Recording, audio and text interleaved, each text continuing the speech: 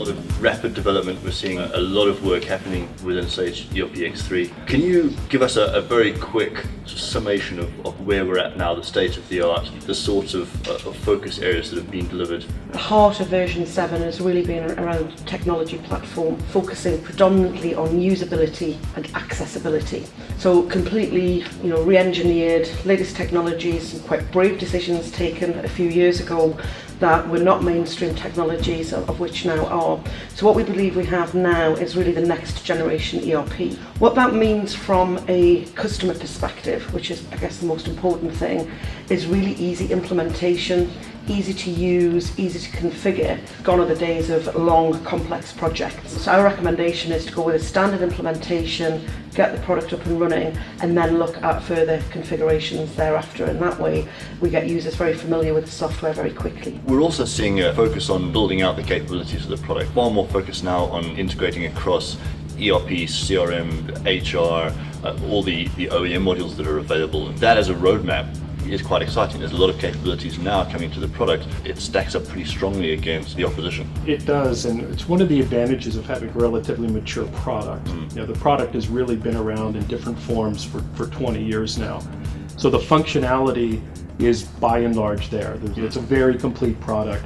We've got 25,000 companies and hundreds of thousands of users on this product for that period of time. So it's a very mature product. But what we're finding is where we can really extend that is through some really specific vertical capabilities that some of our partners offer. So I'm not an expert in manufacturing. I'm not necessarily going to go out and build a manufacturing model, but there are people that are that way. Looking at the development curve of customers who do quite aggressively adopt technology in a transformational kind of way, how does CRM fit into that? And on the flip side, what is the risk to companies that don't adopt quickly enough? How quickly will they find themselves falling behind? I think CRM in some ways, hits that curve quicker because it's been more dynamic in terms of purchasing cycles and stuff like that, where sales teams... And customers are evolving very quickly. Yeah, absolutely. So as a business support tool, it's been acceptable for years probably to try and actually put your data in the cloud.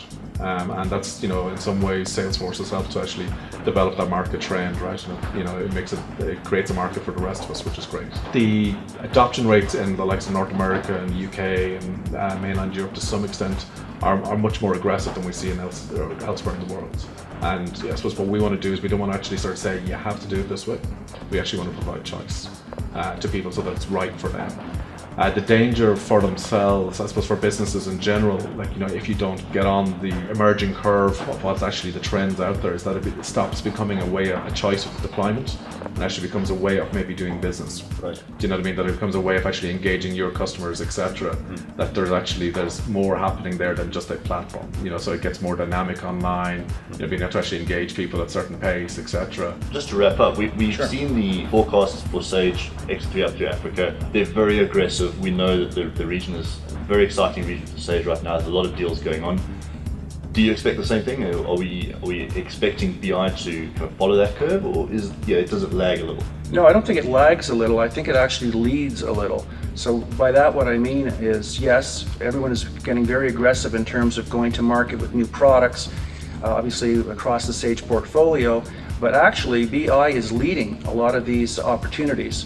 So rather than BI take a back seat as it did traditionally up until recently, we ourselves, along with a lot of partners in Sage, are leading our presentations and demonstrations, our sales opportunities with BI, setting the stage to show prospects and, of course, customers that getting the information out of the transactional systems has become a lot easier and much more productive. So we actually are leading with BI.